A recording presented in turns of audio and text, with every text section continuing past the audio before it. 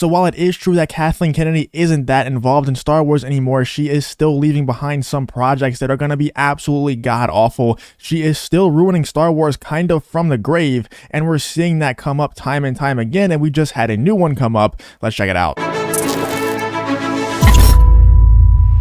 So like I said, and like a lot of other people have said in their recent videos, I think Kathleen Kennedy is 100% on her way out of Lucasfilm, or at least on her way out of Star Wars. And honestly, I think she's pretty much out of Star Wars already. I think she's done with it. I think that they kind of had to hold on to Kathleen Kennedy. They kind of had to let her continue to produce Star Wars until she was ready to leave. And I think that she is now ready to leave, at least while she has some other stuff to work on outside of Star Wars, while she has Indiana Jones 5.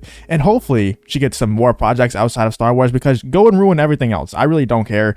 Just leave me my Star Wars. Just stop ruining Star Wars is all I ask for. So hopefully she continues to be distracted with other projects and she doesn't come back to Star Wars anytime soon. And when she does come back to Star Wars, hopefully Jon Favreau and Dave Filoni have so much power by that time that it doesn't really matter too much. But like I said, if she does come back to Star Wars, she will do stuff outside of the Filoniverse. And also, she's already set up projects in the past before she was finished with Star Wars, before she went off to work on Indiana Jones 5, and before she kind of stepped away from the Star Wars part of Lucasfilm. She set up shows like The Acolyte, and now we have the KOTOR remake, which is also being ruined by Kathleen Kennedy and the culture that she left behind. And you know that this is a Kathleen Kennedy hire. It has to be a Kathleen Kennedy hire. And whenever we all saw this trailer, I know all of us were extremely excited. I was very excited for about 2 hours. I sent it to all my friends who like Star Wars, all my friends who have played the old KOTOR games. All of us were excited. There is no Star Wars fan out there that saw that a KOTOR remake was finally going to happen. Not even just a reboot. It's going to be a remake. It's going to have today's graphics, and it's going to have a new story,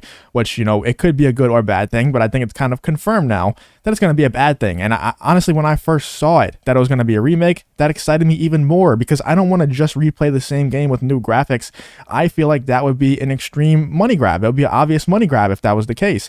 But instead, I saw that we were going to get a new KOTOR game, not only with today's updated graphics, but also a complete remake of the story. We're going to get a whole new story, and that excited me a lot. But then I started thinking, wait, they do this all the time with stuff nowadays, especially Disney, but also other big studios do this all the time nowadays with all these big IPs that people love, and they end up ruining them. So that kind of worried me a little bit whenever I saw that they were remaking it.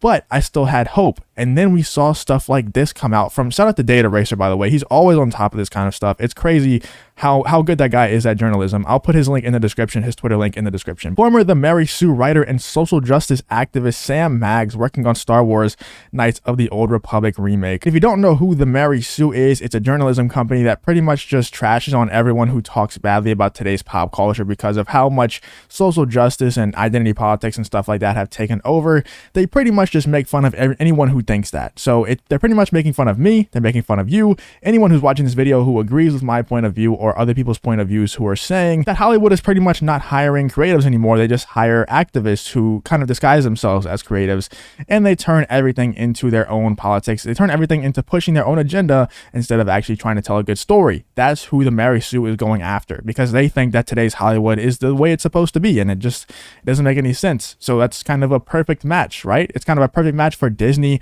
or for Lucasfilm or for Kathleen Kennedy to hire someone who works for that journalism company to come in and remake Knights of the Old Republic. And if you don't think that Revan is going to be a female, just watch. I promise you, they will find a way to make Revan a female. I called it. You know, as soon as they announced it, as soon as they said that Sam Maggs was going, as soon as we found out that Sam Maggs was going to be writing for the Old Republic remake, I was like, yep, Revan is going to be a female, and there's no question about it, because I think there's precedent for that in Legends content. I think that there is a version of Revan that was female, but correct me if I'm wrong on that, because I don't really know that much about the deep lore of Revan. Someone told me that, you know, a long time ago, someone told me that, and whenever I saw that Sam Maggs was going to be writing for the remake of the KOTOR game, I was like, oh, it just clicked in my head. It's perfect. It's a perfect opportunity. Marvel does it all the time. They pull from source material. They pull from these like variants of these certain characters that are certain races or certain genders, and they use the source material as an excuse to race and gender swap. So they can just do the same thing for this KOTOR game. They can use that material, that source material, that Legends, or I don't even know if it's Legends, I don't even know what it is, but I know that in some sort of media for Star Wars, Revan was a female. So all they have to do is just go pull from that,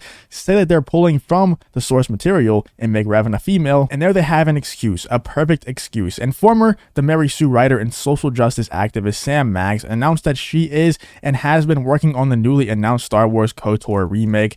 Not a good sign, man. Not a good sign at all. But Star Wars The Old Republic remake was announced at the PlayStation Showcase in 2021, where game's lead producer Ryan Treadwell made it abundantly clear the game is a complete remake. Now, I don't know how much they could really remake and not make fans angry. I feel like if they change a lot of the story, it's going to make fans pretty angry, but hopefully it can be good. Honestly, I don't see it being good with Sam Maggs being a writer on the game, on the remake of the game. I don't see it being good, but hopefully, I'll still play it. I'll still give it a shot, and I'll still hold on to hope until I see for myself that it is bad. But let's keep reading.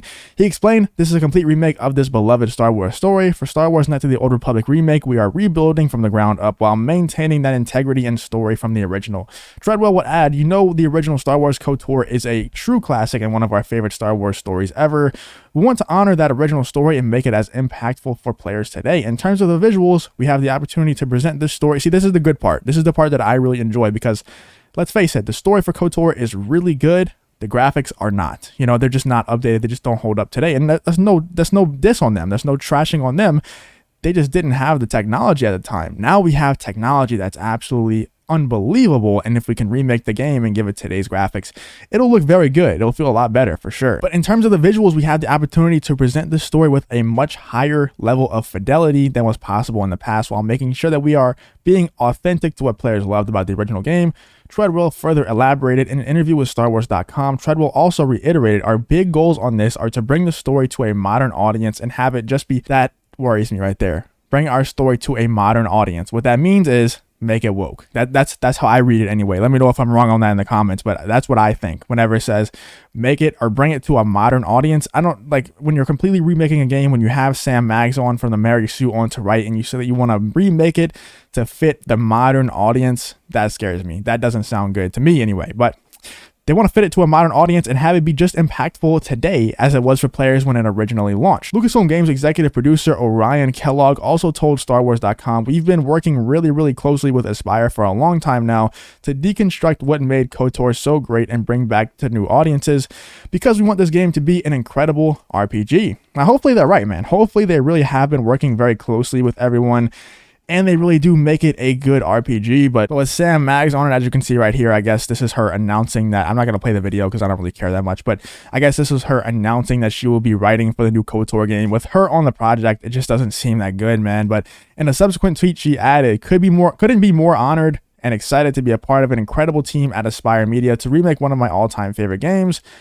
So she confirms to herself that she is working on it. When will my favorite Star Wars game finally get the collector's edition it deserves? The good news is she is a Star Wars fan, so I'm sure that she knows her lore. I'm sure she knows about the video games and how people want the video games to work. I'm sure she knows the mechanics that people like, the storytelling tropes that people like when it comes to this. Isn't KOTOR your favorite? No. So that's not a good sign because KOTOR isn't her favorite game. But I mean, that's not a horrible thing. As long as she's played the game, as long as she understands why fans like the game so much, that can go in her favor. But the fact that she wrote for the Mary Sue, now look, I know a lot of journalists out there who work for companies like, Breitbart and stuff like that. Certain journalism companies who, all of them pretty much have some sort of agenda. They want to push a political agenda, and their writers are forced to push that agenda as well, obviously. And even a lot of those people that I know don't agree with the journalism company's point of view on politics that they have to put into their articles. So maybe Sam Maggs was just writing for the Mary Sue because they were giving her money and she was acting like she actually believed in the stuff that the Mary Sue believed in, because that's what she had to do for her job. I know a lot of journalists like that. I know a lot of people who work for these journalism companies who don't believe a single thing that they write about, but they write about it for the money. They push that agenda for the money. And that happens all the time. It's very common. So maybe Sam Maggs isn't as crazy as we make her out to be because she worked for the Mary Sue. Maybe she was literally forced to write that way because she worked for the Mary Sue. We will see. We will see in this KOTOR game, because it seems like she is a Star Wars fan. It seems like she is a fan not only of Star Wars, but also of the Star Wars games. But let me know what you guys think in the comments about the whole situation. What do you think about Sam Maggs writing for this KOTOR remake? I'm going to give it a shot. I think that it's not a good sign. I think it's a pretty bad sign. I think it's definitely Kathleen Kennedy's doing, or at least the people that were under her. I think that this is something that she set up a while ago. She got Sam Maggs on a while ago. Same thing with the Acolyte show and Leslie Headland. I think that this is one of Kathleen Kennedy's final doings when it comes to Star Wars, at least for now, while she's distracted with other things. Let me know what you think. Are you going to give this game a shot? Let me know in the comments. If you did enjoy this video, please leave a like on the video and subscribe to the channel if you want to follow me on Twitter. Links to that will be in the description as well. Thank you for watching the video. Hope to see you in the next one.